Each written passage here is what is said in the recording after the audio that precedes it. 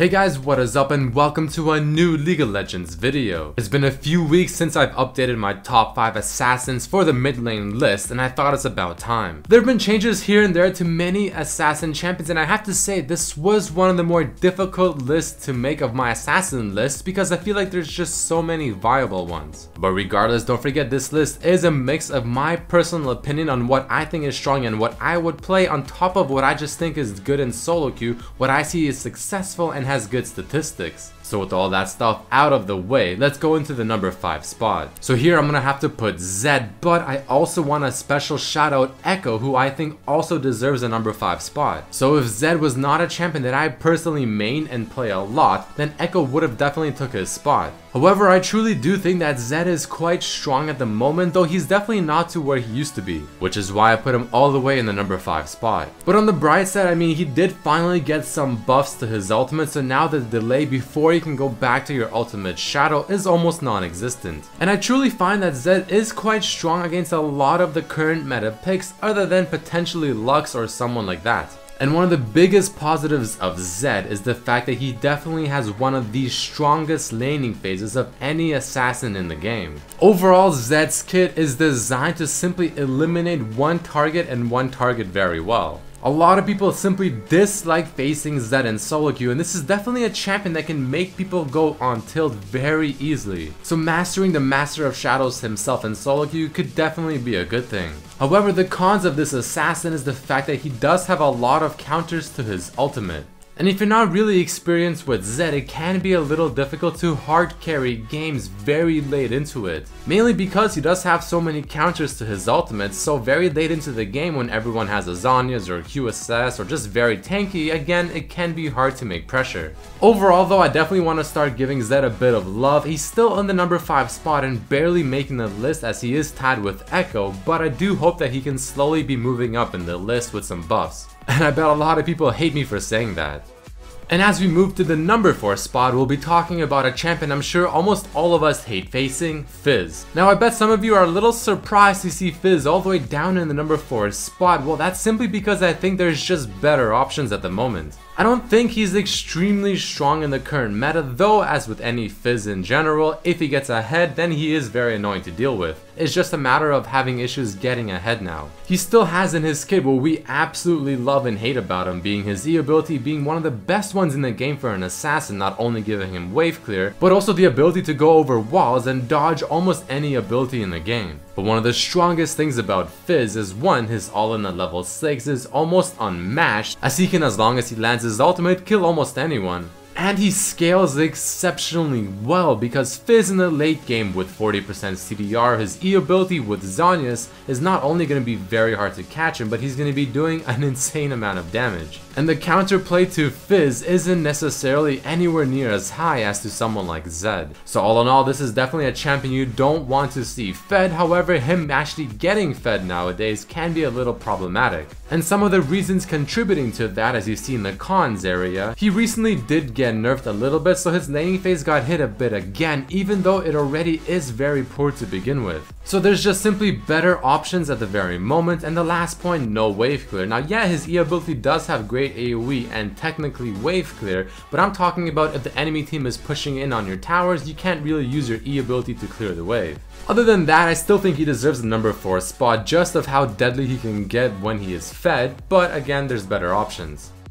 And speaking of better options, here's a really good example, Diana in the number 3 spot. Like the number 5 spot, this is another example where this list was just simply hard to mix, so I decided to also sort of mention Talon in the number 3 spot. One of the main reasons I decided to put Talon in the number 3 spot to mention along with Diana is because he statistically has a very high win rate, and he's simply just good at what he does, eliminating a single target. So consider this as an honorable mention for Talon. But let's go back to Diana. She's very similar to Fizz in the sense that her laning phase is also not very good. However, at level 6, not only does she get a huge power spike, but she also is able to deal an insane amount of damage while scaling very well. But the fantastic thing about Diana is the fact that not only can she rival Fizz in damage, but she's insanely tanky that she can absorb a lot of punishment. So she is simply just a strong meta champion still, and it really just feels like she's always gonna be like that until she gets nerfed. since she can fill the roles of a tank, an initiator, and a damage dealer. But the great thing about her as well is the fact that she's not necessarily the hardest champion to play as long as you can land your Qs. But she has something most assassins do not bring in for the team, CC. And I'm obviously talking about her E ability being an AoE sort of knock-up ability. And on top of that, it also ends up slowing the opponents, so overall it really is just a strong ability. And like I said, she scales very well, and her passive is also there to thank her for that, because not only does it do a lot of damage, it gives her more AoE, and it also applies to tower so she can push in better. I mean, overall I really like this champion, and I'm actually scared whenever I have to face one just because of how much damage she can offer in a team fight while being very tanky. The cons of this girl is the fact that again, she is very reliant on landing your Q. However, thankfully the cooldown on it is not very high. And like I said earlier with Fizz as well, her laning phase is very poor unless she's facing a melee champion, which then it isn't too bad. But then again, the same thing does apply with Fizz. Overall, I think Diana is extremely deserving of the number 3 spot, and if I were you, if I was facing a Diana player who really knows what they're doing, I'd be careful. But let's move into the number 2 spot where we'll talk about my personal favorite samurai ever, Yasuo. This is a champion that's been seeing a lot of love recently ever since the Triforce Yasuo build with Static Shiv and Infinity Edge got popularity. And this is a big reason as to why I think he's just so darn strong right now, because the Triforce not only giving him very useful combat stats, also gives him a lot of HP and sustain. So he's a bit harder to kill while still dealing the same if not more damage. Overall, he really just works in the current meta, which is why you see so many Yasuos recently. He can also be a flex pick for top lane if you really have to without taking him to mid lane. But one of the main reasons I like Yasuo is the fact that he has a lot of synergy with other meta champions. So in this example you're going to be seeing in the video, myself and my number 3 champion Diana do a lot of cool plays. Again, because the synergy is just simply there with Yasuo. He also scales very well. He has a strong laning phase if you know how to play it correctly, which if you don't, it is actually quite poor. You have one of his most infamous abilities within the whole entire game, his wind wall, being able to block any projectile in the game. Huge mobility with his E, leaving him a lot of room to outplay people. And overall, a champion that if he gets ahead or if the game lasts too long can be extremely annoying and difficult to deal with.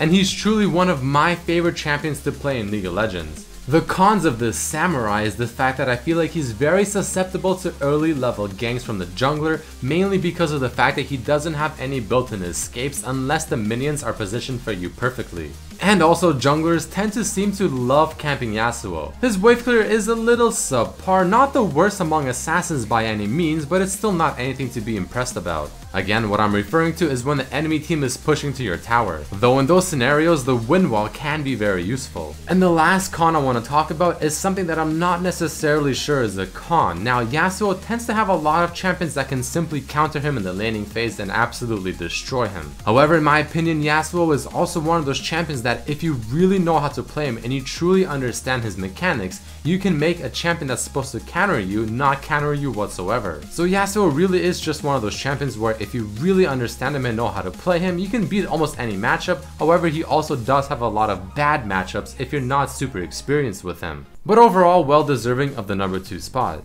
But finally, we make our way to the number 1 spot, where I don't think anyone should be surprised that I put LeBlanc here. I mean, I recently did make a video talking about how I think LeBlanc is in her prime once again, giving you guys the items, the runes, masteries, and all that stuff, which I do recommend checking out if you have not yet. But regardless, talking about LeBlanc, she got buffed again very recently where her missile speed on her W got increased, so it's a bit faster now so that there is less counterplay as there was before. This is actually a pretty big change because the speed of her W is so important in her kit. If it is very slow, then it leaves a lot of time for the opponents to be able to react to it or to even CC you down before the W finally makes contact. But the only reason she's so good right now in the current meta is simply just because of how strong she she is. There really isn't a whole lot of answers you can have for LeBlanc. The best way to defeat her is really just to hard CC her down, so maybe like a Lissandra, or a very good Ahri player. But regardless, she has a very overloaded kit. She has way too many options, whether you want full damage, high mobility, or a lot of CC. She has one of the strongest laning phases in the game for an assassin because you just do so much damage and you have very easy escapes and juke potential. Which brings me to the major point, 40%